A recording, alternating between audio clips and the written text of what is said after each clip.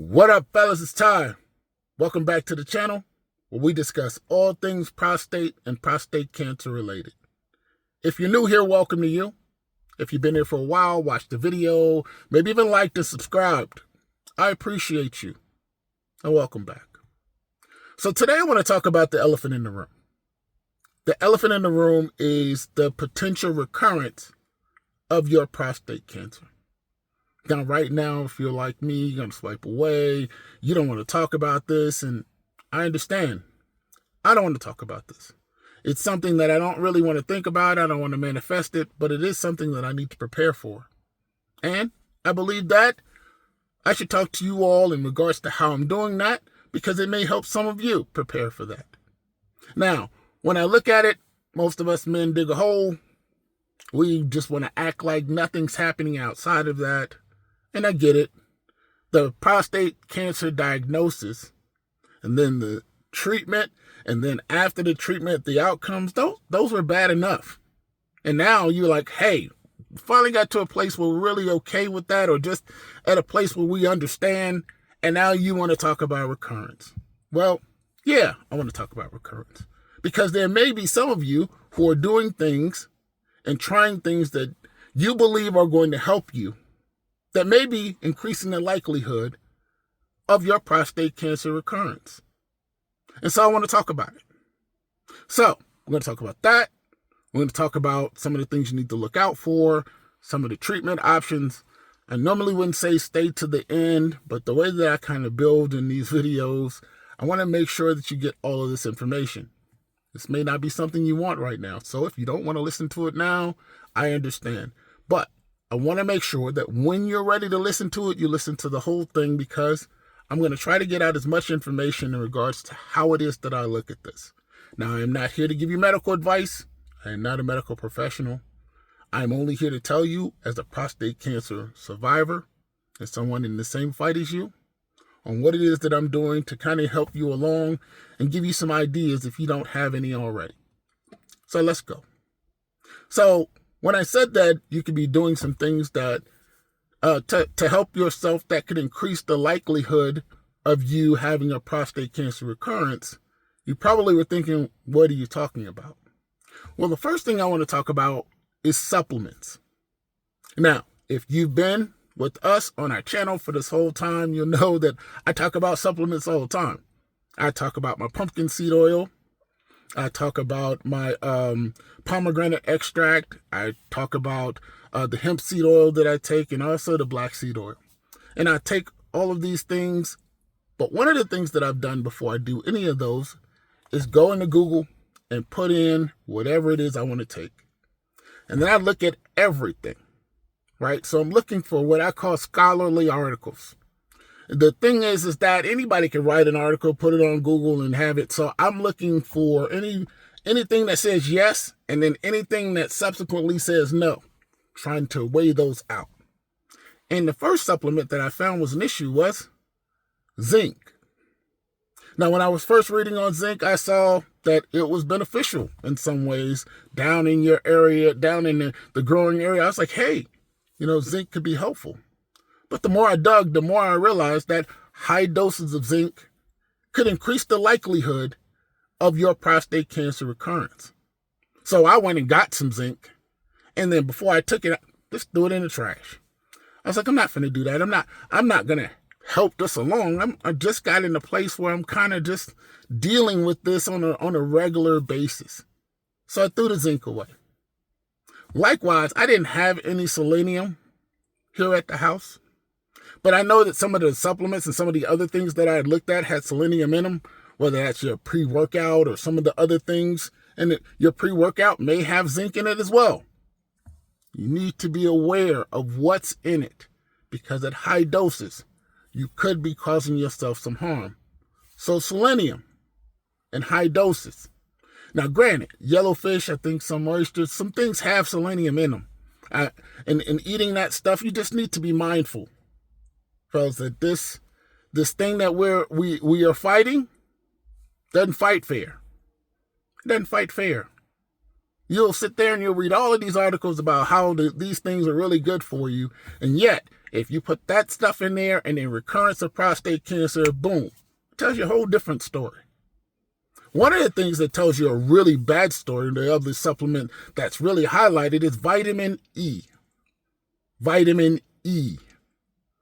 That, if you put in vitamin E and recurrence of prostate cancer, is a known thing that will cause that to occur. It's really crazy.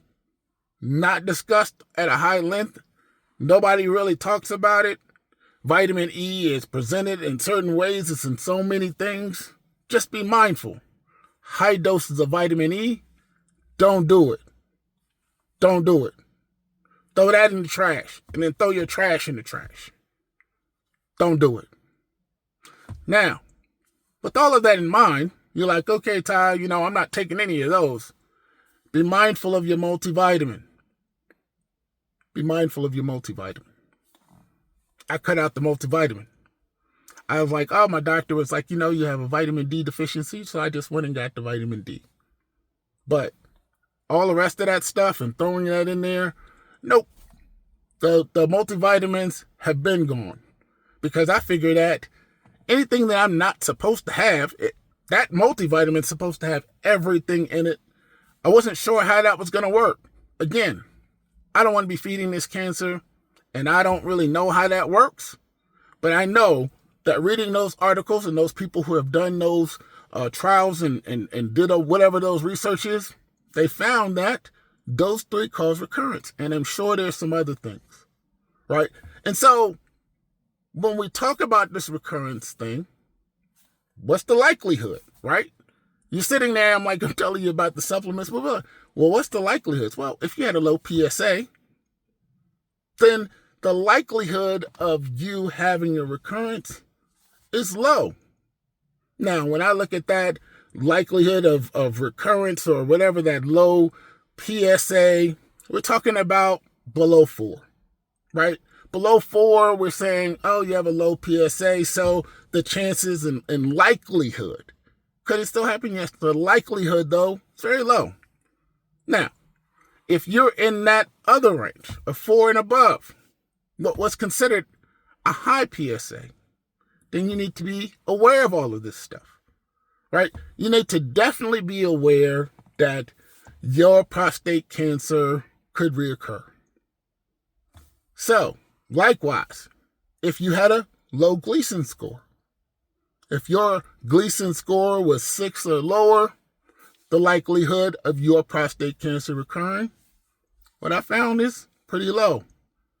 But if you're in that 8 and above, and I was in 7, so I'm going to leave 7 in the middle because it all depends, right?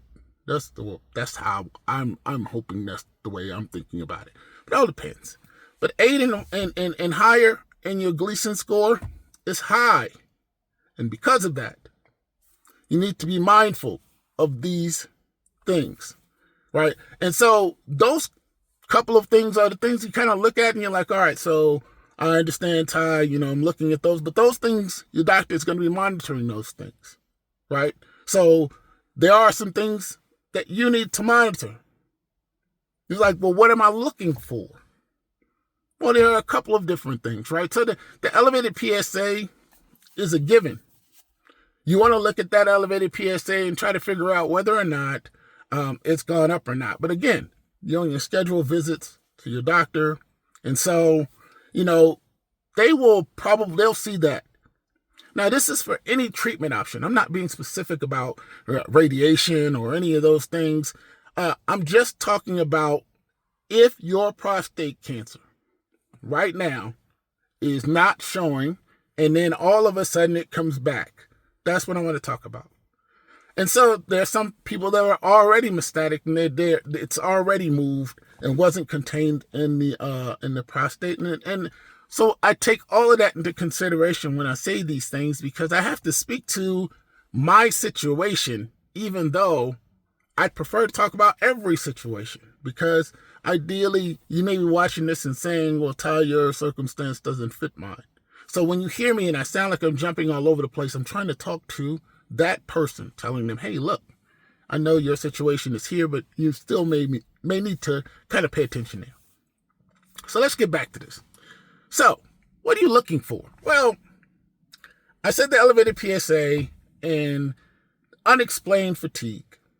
Now, I talked about how I had really bad fatigue after my procedure and things, but I'm saying once you've got through all of those things and you're in your outcomes, if you're having unexplained fatigue, like you just don't know where that came from, it's time to talk to your doctor. It's time to ask them to figure out or to kind of look and see whether or not anything else is going on. Likewise, urinary issues. Now, again, we all face this incontinence thing. And for some of us, it's worse than others. And again, depending on your circumstance, what your PSA was, what your Gleason score was, where you were when your prostate cancer was found and diagnosed and treated, you may be in some of these circumstances worse than others. But if your urinary issues change, there's blood in your urine or something, it's time to go talk to your doctor. And that is, all of a sudden now you have been maybe 2 pads a day at this point, and now all of a sudden you're back to 6 pads a day. Just need to go in and make sure that you talk to your doctor and advocate for yourself. Make them check everything so that when they tell you it's nothing, it's nothing. Don't just go home and decide that just because the doctor said so, it's right, because that may not be the case. Bone pain.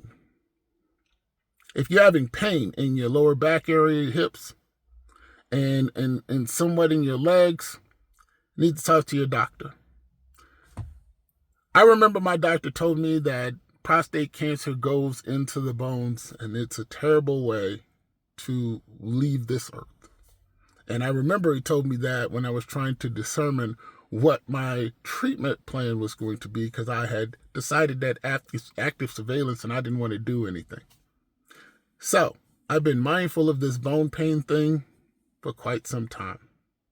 I even hurt my back in the gym the other day, and it's been about 6 days, and I went to the doctor and I was like, hey, listen, my back's hurt, my hips hurt, I don't know what's going on, I need you to check. I need you to figure out what's going on. Now, granted, I even knew what I did and when I felt it, but because it was my bones, because it was my lower back area, I won't play any games. And I urge you to do the same. Don't just assume you know what it is, because that could be happening. You do not want that to sneak up on you again. Get in front of it. Swelling in your legs and ankle area. That too is something that you need to make sure, because that may mean that your lymph nodes are involved, because normally that swelling comes from your lymph nodes. And because of that, if you start seeing swelling in your legs and ankles, talk to your doctor. Don't wait. Jaundice. Now, the jaundice of your eyes, they'll turn yellow.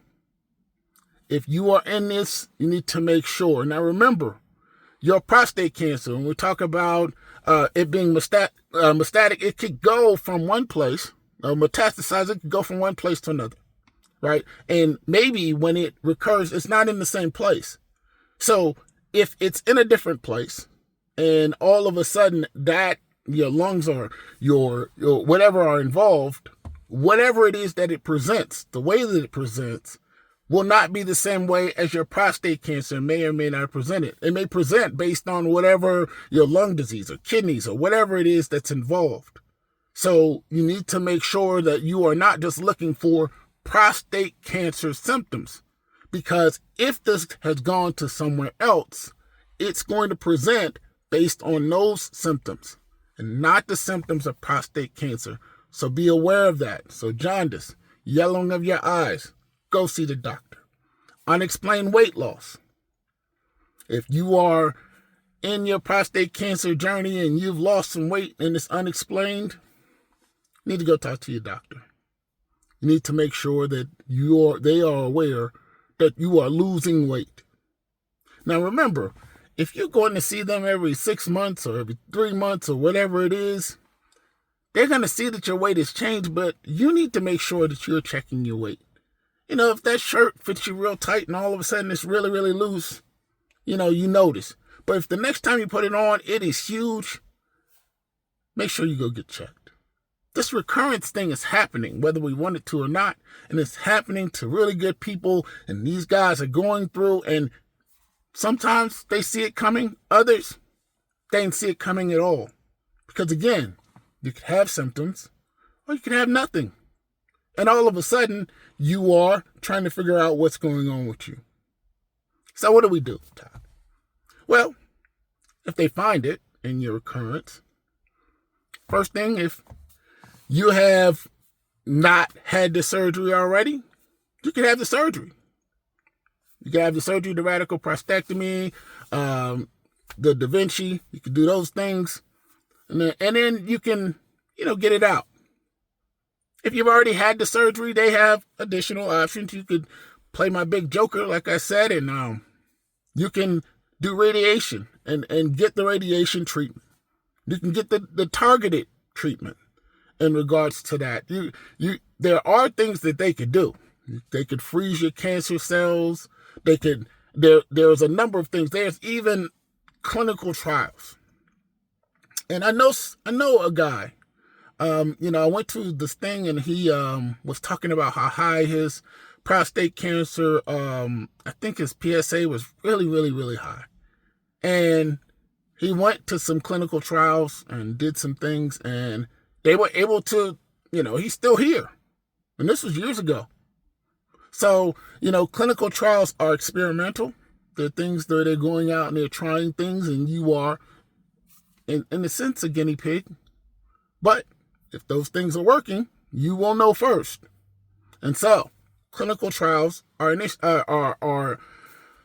it's a way that you can actually go in and say, you know what, they're saying that there's nothing else I could do, but let me go see. Likewise, the last thing I want to talk about is active surveillance. Maybe you just don't want to do anything else. Maybe your recurrence is slow growing. They've determined that, and you're looking, and you're like, you know what?